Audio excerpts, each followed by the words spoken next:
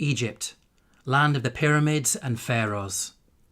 One of the most studied and scrutinized civilizations of the ancient world, and yet it remains veiled in mystery. In this video, we are going to see that the Qur'an reveals secrets about Egypt that until recently were lost to mankind.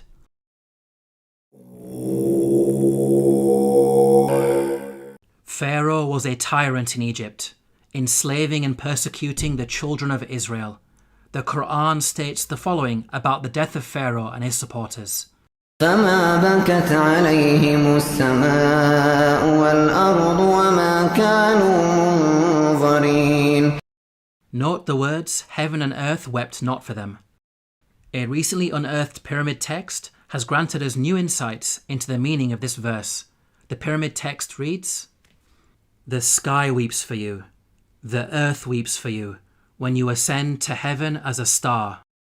Here, the pyramid text praises Pharaoh, claiming that upon his death he will ascend through the sky and claim supremacy of the heavens by becoming a star. We can see that the Qur'an quotes the pyramid text directly in its rebuttal of Egyptian adulations of Pharaoh.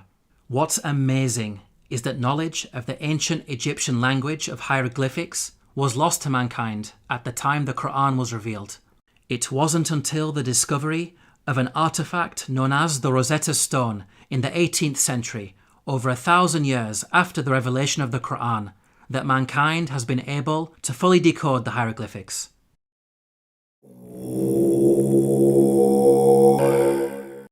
When you hear the word Pharaoh, what comes into your mind?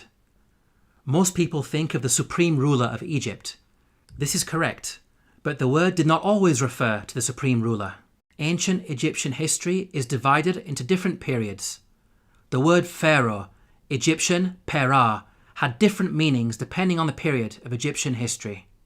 Historically, the word Pharaoh only started being used as a title for the supreme ruler much later in Egyptian history, during the New Kingdom period. Before this, the word meant great house and was used to refer to the royal palace. The Encyclopedia Britannica states, Pharaoh, originally the royal palace in ancient Egypt. The word came to be used for the Egyptian king under the New Kingdom. Let's now analyze the Qur'an's accounts about Egypt in light of these historical facts. Like the Bible, the Qur'an discusses the prophets Joseph and Moses, who both spent time in Egypt. Joseph is dated by scholars to either the Middle Kingdom or Second Intermediate period, well before Pharaoh meant ruler. In the story of Joseph, the Qur'an repeatedly uses the word king to refer to the ruler of Egypt. He is never once called Pharaoh. Moses is dated by scholars to the New Kingdom period. In the story of Moses, the Qur'an repeatedly calls the ruler Pharaoh. He is never called king. We can see that the Qur'an is accurate in its use of language when it comes to describing the leader of Egypt at different periods in its history. How could the author of the Qur'an have known this? The only source of information about ancient Egypt that would have been readily available are the Bible-based stories. To claim that the Qur'an copied from the Bible is problematic because the Bible uses the word Pharaoh to refer to the Egyptian ruler in the story of Joseph, which is historically inaccurate. The Qur'an cannot have copied from the Bible because the Qur'an corrects the Bible.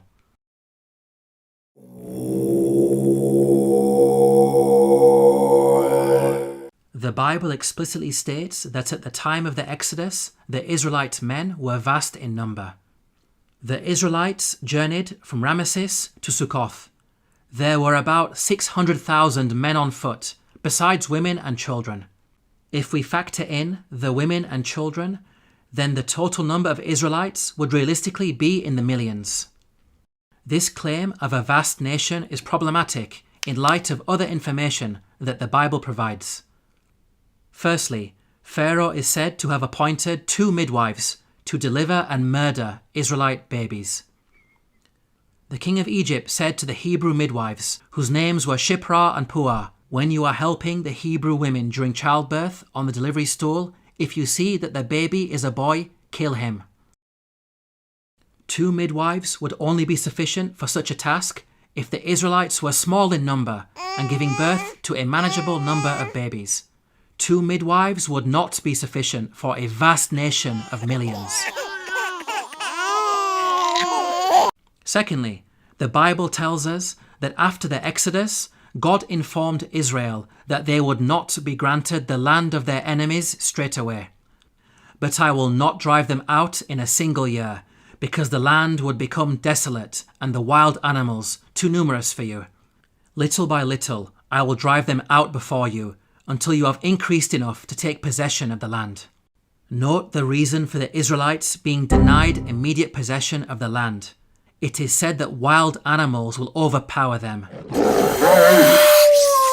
Such a statement only makes sense if the Israelites were small in number and not a vast nation of millions, as the Bible claims. By contrast, the Qur'an states that the Israelites were only a small band at the time of Moses. فأرسل فرعون في المدائن حاشرين إن هؤلاء لشرذمة قليلون. We can see that the Qur'an fixes the contradictions that are present in the biblical narrative.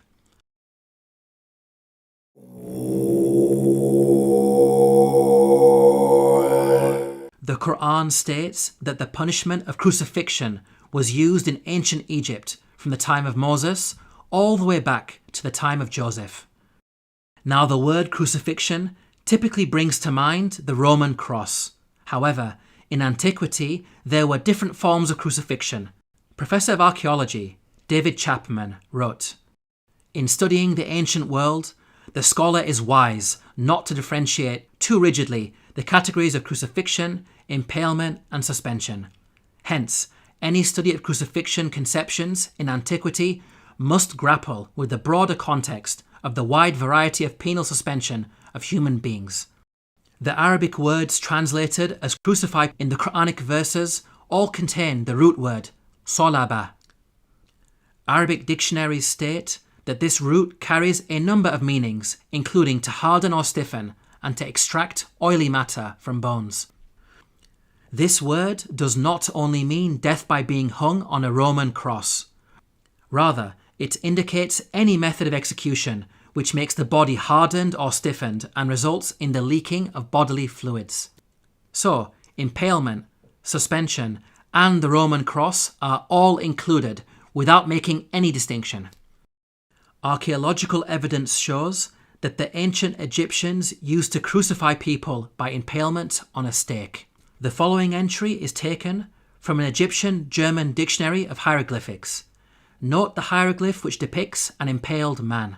This is a punishment that was used throughout the different periods of ancient Egypt. The Abbot Papyrus is dated to the New Kingdom period. It mentions an oath that includes impalement. He took an oath on pain of being beaten and of being impaled. The earliest evidence for crucifixion by impalement is Papyrus Bulaq 18, which is dated to the early Second Intermediate period. It states, "A bloodbath had occurred with wood. The comrade was put on the stake." We can see that crucifixion by impalement on a stake was carried out during the New Kingdom period, and at least as far back as the Second Intermediate period. These time periods cover both Moses and Joseph, which shows that the Qur'an is historically accurate.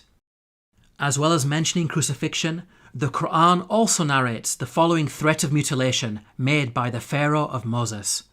لأقطعن أيديكم وأرجلكم من خلاف ولأصلبنكم أجمعين. Historically, we know that capital punishment in ancient Egypt became more severe with the advent of the New Kingdom period, which is the time of Moses. In fact, the specific punishment of mutilation is primarily associated with the New Kingdom period. For example, the Turin Judicial Papyrus records, persons to whom was done punishment by severing their nose and ears on account of them ignoring the good instruction said to them. These details about crucifixion and mutilation are missing in the Bible. There is a Jewish commentary, the Midrash Shemot Rabbah, which mentions Pharaoh threatening Moses with burning and crucifixion. But this is a much later work that was composed centuries after the Qur'an was revealed.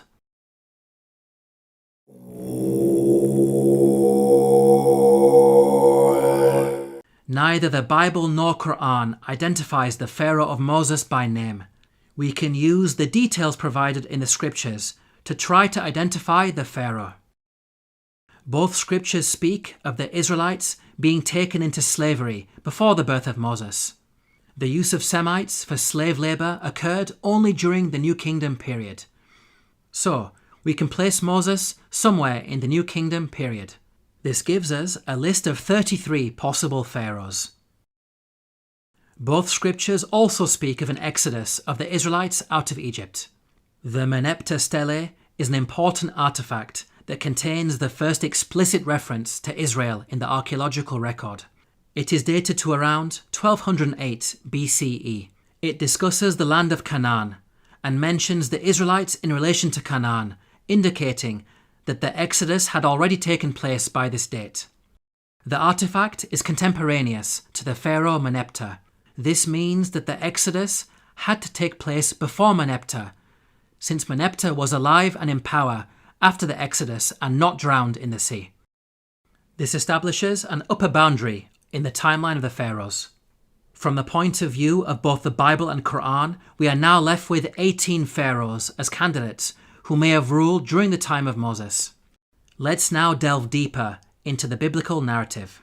The Bible claims that there were 2 different pharaohs who were in power. The first died while Moses was in hiding in Midian. When Pharaoh heard of this, he tried to kill Moses, but Moses fled from Pharaoh and went to live in Midian. During that long period, the king of Egypt died. The new Pharaoh continued his predecessor's persecution of the Israelites, and it was his second Pharaoh who was later drowned when Moses crossed the sea. The Bible gives us a timeline for these events. The burning bush encounter with God took place when Moses was 80 years old. So from his birth to the Exodus, there was a span of at least 80 years, during which 2 pharaohs ruled Egypt. Now, there is a big problem if we compare this biblical narrative to the timeline of the pharaohs. We've seen that the Bible claims exactly 2 pharaohs ruled during the 80-year period from the birth of Moses to the Exodus. If we consider the number of years that each of the pharaohs ruled, we can see that there is no 80-year period during which only 2 pharaohs ruled. Any given 80-year period will give you at least 3 pharaohs in power. We can see that the biblical narrative contradicts the historical evidence. Let's now compare the Quranic narrative. Unlike the Bible, the Qur'an depicts a single pharaoh reigning from the birth of Moses all the way up to the Exodus. The Qur'an informs us that Moses fled to Midian when he reached the age of maturity. The Qur'an defines the age of maturity as 40 years old. The Qur'an also informs us that during his time in Midian, Moses spent 8 to 10 years in the service of his father-in-law before returning to Egypt to face Pharaoh. This means that Moses was at least 48 years of age when the Exodus happened. The only Pharaoh during the New Kingdom period who had such a lengthy reign as an absolute ruler was Ramses II, who ruled for 66 years. The Quranic account is perfectly in line with the historical evidence and fixes the chronological issues that are present in the biblical narrative.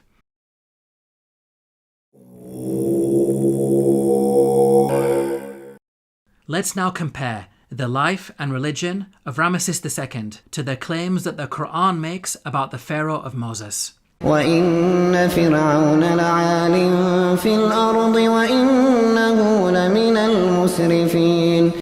This claim that the Pharaoh of Moses was extravagant has been proven by archaeological discoveries, which show that Ramses II was the grandest of the pharaohs.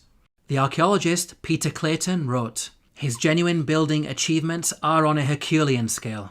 The archaeologist Eric Uphill wrote, "The palace of Ramesses was probably the vastest and most costly royal residence ever erected by the hand of man."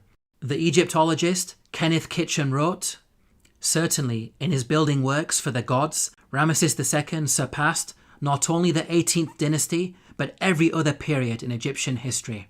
With regards to the religion of the Pharaoh of Moses, the Qur'an makes the following claim. فحشر فنادى فقال أنا ربكم الأعلى. The Qur'an states that the Pharaoh of Moses was arrogant, exalting himself to the position of God. Modern archaeological discoveries have proven this to be true. Ramses II built the great temple at Abu Simbel to honour himself. Its entrance is flanked by 4 colossal statues of Ramses II, which dwarf the statue of Ra-Horakhti, god of the horizon, located above it. This temple also contains an image of Ramses II making a sacrifice to his divine self.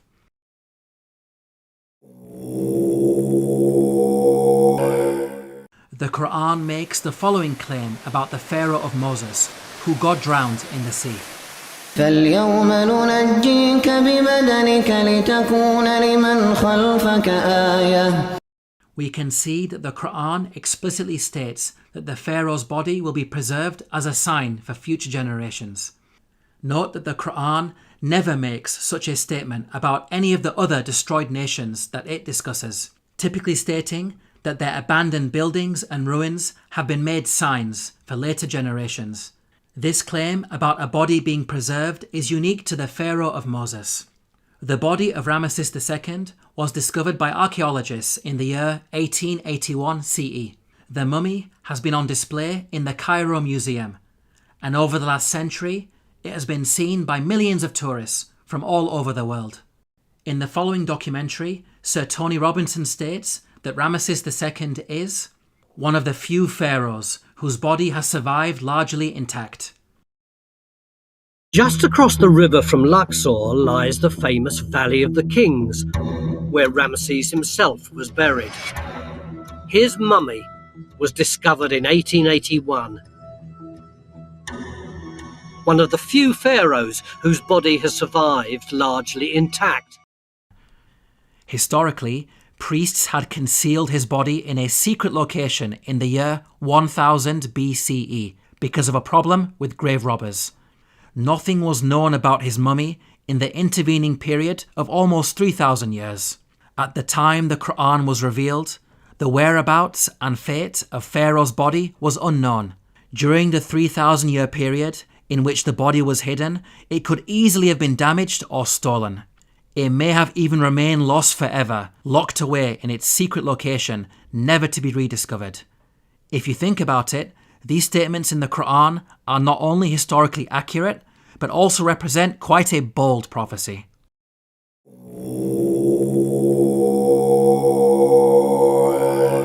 The Bible informs us about a series of plagues that God brought upon Egypt. The book of Exodus informs us that the first 6 of these plagues are as follows. First, the Nile was turned into blood. Second, masses of frogs. Third, swarms of mosquitoes. Fourth, swarms of flies. Fifth, the death of livestock. Sixth, boils on people and animals. Now at first glance, this series of plagues in the biblical narrative may seem random and unrelated. However, the Qur'an sheds light on these events. The Qur'an states the following about the divine punishments against Egypt. فأرسلنا عليهم الطوفان والجراد والقمل والضفادع والدم آيات مفصلات فاستكبروا. Notice the first punishment mentioned by the Qur'an, a flood. This is an important detail that is not found in the Bible. This punishment of a flood actually explains the 6 seemingly random and unrelated plagues in the biblical narrative. A flood would result in high concentrations of red earth entering the Nile River and causing a blood-like colour, killing fish and making the water undrinkable, as described in the biblical narrative. This phenomenon is attested to historically, as recorded by a Middle Kingdom Egyptian sage. See, the river is blood. One shrinks from other people and thirsts for water. The rest of the biblical plagues are also easily explained as a consequence of the flood. Frogs, mentioned in plague number 2, are known to fill the land after Nile floods. The death of the frogs recorded in the biblical narrative can be caused by contamination of anthrax that was carried over from the rotting fish. Mosquitoes, mentioned in plague number 3, proliferate after Nile floods, as the pools of water left over from the flooding would have allowed them to overbreed. Swarms of flies, mentioned in plague number 4, would be brought about by the massive death of frogs on the land. The death of pasturing livestock, mentioned in plague number 5, can be explained by anthrax, as brought on the land by the frogs. The boils on humans and cattle, mentioned in plague number 6, may have been caused by bites. The stable fly in particular is infamous for its vicious biting of mammals. We can see that the Qur'an's mention of a flood easily explains the biblical plagues, which are not random as initially appears to be the case, but in fact a series of interrelated events.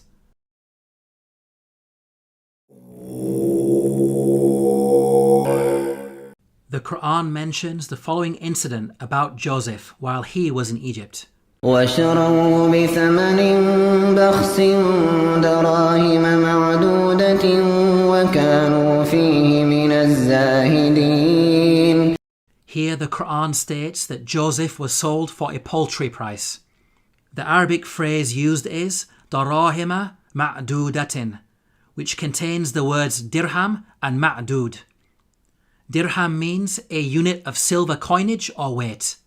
Ma'dud means countable or limited in number. So the Qur'an is making the claim that Joseph was sold for a small amount of countable silver. There is plenty of historical evidence that standardized units of silver were used in transactions in ancient Egypt. Small pieces of silver, known as shati, were used in trade. The tomb of Nyanknum and Khnumhotep is dated to the Old Kingdom period. It contains a scene of a busy open-air market with goods for sale. Cubits of cloth, for example, are said to be sold for 6 shati. The Rind mathematical papyrus is dated to the Second Intermediate period. It discusses the relative values of gold, silver and lead in terms of shati. Small silver bars bearing the name of Pharaoh Tutankhamun have been dated to the New Kingdom period. They are inscribed with a hieroglyphic which states, Tutankhamun, ruler of Heliopolis in Upper Egypt. Until recently, historians believed that the minting of precious metals was a later Greek invention. These recent Egyptian archaeological discoveries have forced historians to completely revise their understanding of coinage in the ancient world. How is it possible that such knowledge was revealed in the Qur'an nearly 1,500 years ago? The Bible mentions that Joseph was sold for 20 of silver. However, this sale is said to have taken place with some Arabs outside Egypt. By contrast, the Qur'an states that the sale took place inside Egypt. So, the Bible could not have been used as a source by the Qur'an. It is in fact the Bible that contains historical errors when it comes to coinage. For example, the Bible makes the claim that a gold coin known as the darik was used at the time of King David. They gave toward the work on the temple of God 5,000 talents and 10,000 dariks of gold. As historians point out, the darik is named after the Persian leader Darius the Great, who lived hundreds of years after King David. The Jewish Encyclopedia acknowledges this error. A notable instance of anachronism occurs in 1 Chronicles 29:7. Gold dariks, coins which were not struck before the time of King Darius I, i.e. more than 400 years after David.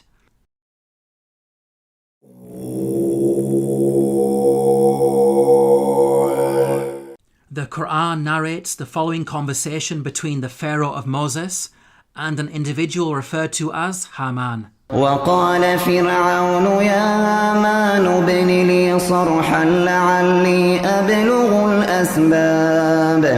أسباب السماوات فأطلع إلى إله موسى وإني لأظنه كاذبا.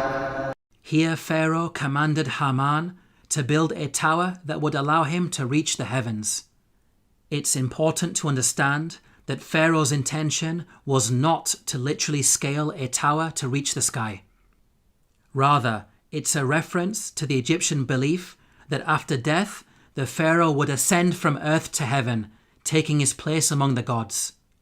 As we covered earlier, the author of the Qur'an had an awareness of ancient pyramid texts that detailed such beliefs. Egyptian monuments housed the bodies of dead pharaohs. These monuments acted as a bridge between this world and the next. They were filled with religious writings that served as instructions to help the dead pharaoh ascend to the heavens. Hence, the person in charge of constructing such a monument for Pharaoh would not only need to be skilled in architecture, but also highly knowledgeable in religion, a builder-priest of sorts. Let's now turn to history to see if we can identify an individual known as Haman, who was both a builder and a priest. Earlier we concluded that Ramses II was the pharaoh at the time of Moses, so we will focus on this time period. A block statue in the Egyptian Museum of Munich contains a biographical account of the life of a high priest named Baken-Khonsu. In his own words he states, "I am one truly reliable, useful to his Lord, who performs beneficent deeds within his temple. I being principal chief of works in the estate of Amun, I erected obelisks of granite stone whose tops reach to the sky." Here, Baken-Khonsu tells us that he served the pharaoh in two ways, first by performing rituals in the temple, and second as chief architect. In fact, Baken-Khonsu was an architect extraordinaire, being one of the greatest in all of ancient Egypt. He is responsible for constructing the Temple of Amun at Karnak, a monument that remains one of the largest religious structures ever created by man. With regards to the priesthood, Baken-Khonsu informs us that he had a very long and illustrious career. "I was a third prophet of Amun for 15 years. I was a second prophet of Amun for 12 years. He appointed me high priest of Amun for 27 years. Here Baken-Khonsu is stating that he served the god Amun throughout his priestly career. Amun is the name of an Egyptian deity who rose to prominence during the New Kingdom period. By the time Baken-Khonsu died, he had been a priest for many decades, having served Ramses II as high priest throughout his reign. Both Ramses II and Baken-Khonsu were contemporaries who died around the same time. What about the Qur'an's mention of Haman? How does it relate to Baken-Khonsu? Baken-Khonsu referred to himself by the title High Priest of Amun. The actual phrase in the hieroglyphics is Ham, Nata, Tapi, Amana. The word Ham literally means servant, and Amana is how you articulate the name of the god Amun in Egyptian. Baken-Khonsu was Ham Amana, meaning servant of Amun. The Qur'an's mention of Haman may be simply an Arabized version of the Egyptian Ham Amana. Let's now summarize the main points about Baken-Khonsu. He was a senior-ranking figure under Pharaoh Ramses II, acting as both high priest and chief architect. He served in the temple of the god Amun and thus had the title Ham Amana. It is clear that all of the historical evidence fits perfectly with the Quranic narrative. Now it's important to point out that the Bible also mentions a Haman, but the resemblance is only in name. The biblical Haman served under a Persian king and bears no relation to the Quranic Haman of Egypt. Yet again, these are details that are completely missing in the biblical narrative. In this video, we have seen that the Qur'an has a remarkable insight into many facets of ancient Egypt, revealing long-lost knowledge while also correcting the Bible. Claims that the author of the Qur'an copied from the Bible are clearly rubbished in light of such facts. The Qur'an boldly declares its origins.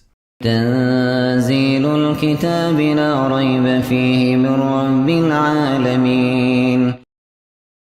To learn more about the miracles of the Qur'an, Please download your free copy of the book, The Eternal Challenge, at the link below.